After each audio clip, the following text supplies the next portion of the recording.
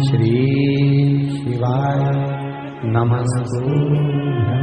पूरे श्रोता भाई बहनों से केवल इतना सा निवेदन है कि जिस भूमि को, जिस मकान को, जिस जमीन को, जिस जायदाद को आप बनाना चाहते हैं, जिस प्लाट को आप निर्मित करना चाहते हैं, कई कई घर ऐसे किराए के मकान में रहते थे तो अच्छे रहते थे, जब से घर बनाया प्रवेश करा तब से रो रहे हैं। 25 बार वास्तु शास्त्री वालों को बुला लिया, उसने यहाँ से सीढ़ी तोड़ दो, यहाँ से बना दो, यहाँ बाथरूम तोड़ दो, यहाँ से बना दो, ये पीछे से रास्ता कर दो, यहाँ से बना दो। ईमानदारी से कहना, पहले के समय में क्या वास्तु शास्त्री होते थे? नहीं। घर के बुजुर्ग कहते थे यहाँ कमरा बना दे बेटा, बेटा कमरा बना देता, यहाँ रसोई घर बना दे बेटा। घर के बुजुर्ग कहते थे वहां कमरा बनता था, घर के बुजुर्ग कहते थे वहां पर भोजन बनता था। उसके बाद भी उनके घर में शांति होती थी, फिर भी उनके घर में समृद्धि होती थी, लक्ष्मी की कोई कमी नहीं होती थी। कमाते कम थे पर ऐश की जिंदगी जीते थे, सुखमय जीवन जीते थे। आज के जमाने में बेटा कमा रहा, बहू कमा रही, पोता कमा रहा, पोती कमा रही, दादा कमा रहा, सारा घर कमा रहा है, उसके बाद भी सुख और समृद्धि और शांति नहीं है, उसके बाद भी आनंद की अनुभूति नहीं है, उसके बाद भी हमेशा रोना केवल सुख का होता है। जरा सा घर में 4 लोग रह रहे हैं पर चारों के मुंह भगोने जैसे रहते हैं, एक तपेले जैसा मुंह, एक भगोने जैसा मुंह, एक थाली जैसा मुंह, एक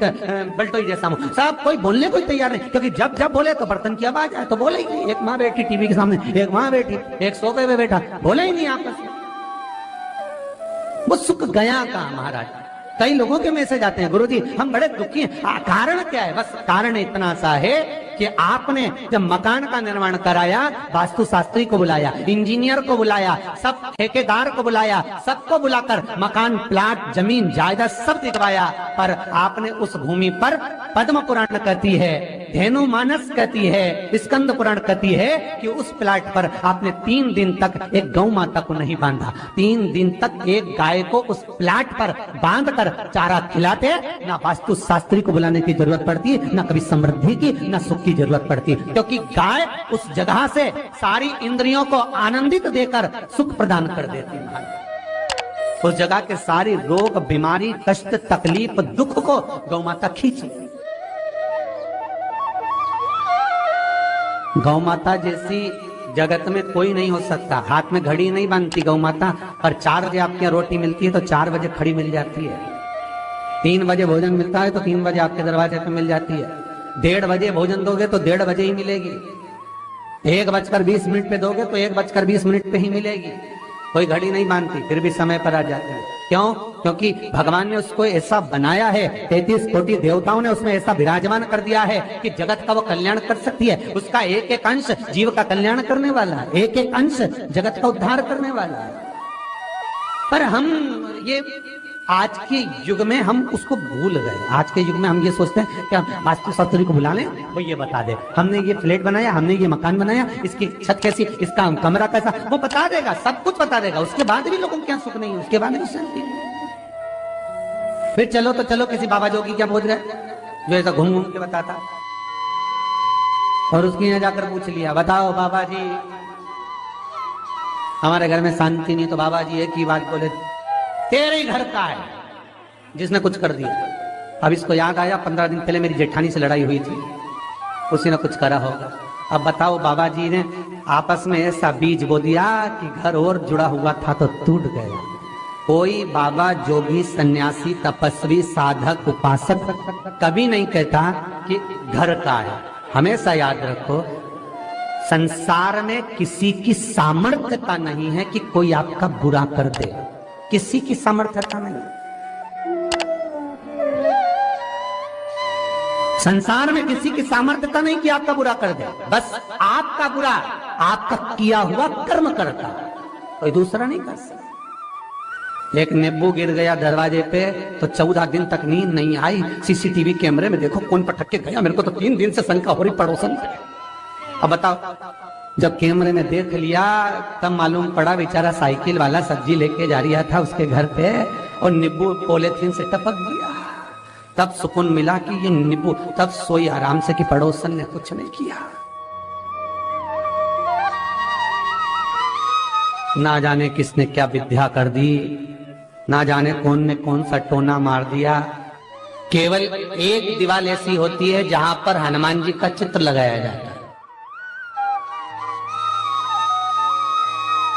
चाहे तुम पर्वत उठाने वाला चित्र लगाओ हनुमान जी का, चाहे बैठे हुए लगाओ, चाहे रामायण पढ़ने वाला लगाओ, चाहे लंका दहन करने वाला लगाओ, चाहे राम नाम जपने वाला लगाओ, चाहे लक्ष्मण को संजीवनी देने वाला लगाओ, चाहे मौन मुद्रा में लगा दो, चाहे स्तुति में लगा दो, चाहे भजन में लगा दो। हनुमान जी का कोई भी चित्र लगता है तो ना पूरब में लगेगा, ना पश्चिम में लगेगा, ना दक्षिण में लगेगा। हनुमान जी का अगर चित्र लगता है तो उत्तर की दीवार में दक्षिण को देखते हुए लगता है, केवल एक ही स्थान है।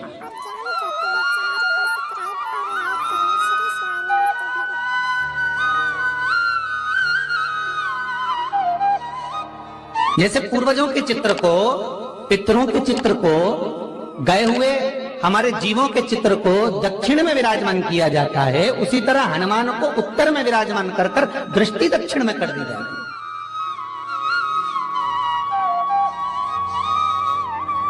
घर में हनुमान जी के जितने फोटो होते हैं उसको केवल दक्षिण दिशा में लगा, उत्तर दिशा में लगा बिठा देते हैं, और दक्षिण की ओर उनकी दृष्टि होना चाहिए, दक्षिण की ओर उनका मुख होना चाहिए। क्यों महाराज? अगर व्यक्ति के जीवन में कोई बीमारी आने वाली है, व्यक्ति के जीवन में कोई रोग आने वाला है, व्यक्ति के जीवन में अगर कोई कष्ट आने वाला है, व्यक्ति के जीवन में अगर कोई परेशानी आने वाली है, व्यक्ति के जीवन में कोई एक्सीडेंट का योग भी बनने वाला है, तो शास्त्र कहता है वो दिशा दक्षिण से ही बनता है।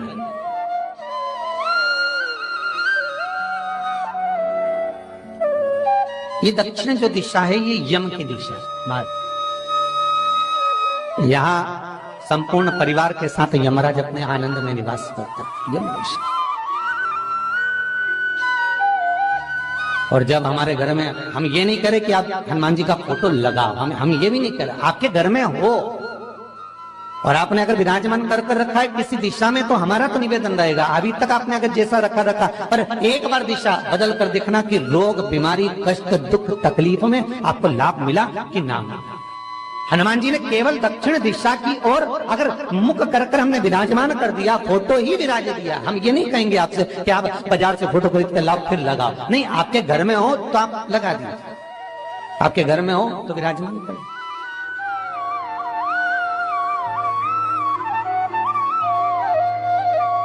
अच्छा, कितनी विपरीतता है वो भी आप जरा जानिएगा महाराज, कि शंकर भगवान के ऊपर जो जल चढ़ाया जाता है उसकी जलाधारी उत्तर में जाती है।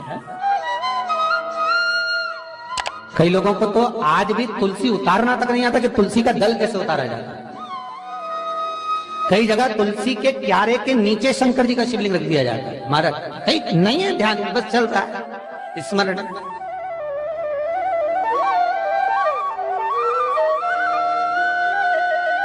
भगवान शिव का जो जल जा रहा है वो उत्तर की ओर जा रहा है, और हनुमान जी को उत्तर में विराजमान कर मुख दक्षिण की ओर कर दिया गया। क्यों?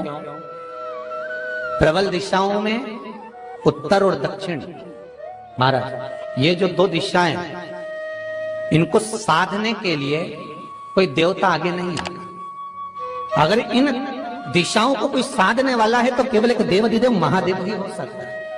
काल का हरण करने वाला वो महान काल ही हो सकता है। शंकर का ही एक अवतार है हनुमान जी महाराज, रुद्र अवतार महाराज। हनुमान जी से कहा तुम दक्षिण की ओर दिशा पर संभालिए, शिव जी कहते हैं मेरा जल जब उत्तर की ओर जाएगा तो इस दिशा को मैं संभालूं, चिंता ना करिए। किसी लड़का और लड़की का विवाह नहीं हो रहा, 30 साल हो गए, 32 साल हो गए, 34 साल हो गए, लड़का लड़की का विवाह ही नहीं हो रहा, बहुत टेंशन है माता पिता। कोई मंगली है, कोई मांगलिक है, थोड़ा ढीले कम करो, प्लेन रखो। कोई मांगलिक है, कोई मंगल है, संबंध हो ही नहीं रहा, बहुत प्रयास कर रहे हैं, बहुत। 4 दिशा का स्मरण करिए, पूर्व पश्चिम उत्तर दक्षिण का। हथेली पर आटे का दीप लगाइए, घी भर लीजिए और 4 बत्ती उसमें अलग अलग रख लीजिए महाराज। थोड़ा सा पीला चावल हल्दी में कर उसमें डाल लीजिए। जो लड़का और लड़की का विवाह करना उसी के हाथ में देना है। और देव उठनी एकादशी के दिन, जिस दिन देवता उठेंगे, जिस जगह पर तुलसी शालिग्राम का आप पूजन करते हो, गन्ने के नीचे, ईख के नीचे, तुलसी का क्यारा रखकर पूजन करते, वहां पर भगवान शिव और भगवान नारायण का नाम लेकर उस दिए को लगवा दीजिए और वहीं पर हल्दी का तिलक उस लड़का या लड़की का कर दीजिए और उसके हाथ में थोड़ी सी हल्दी लगा दीजिए।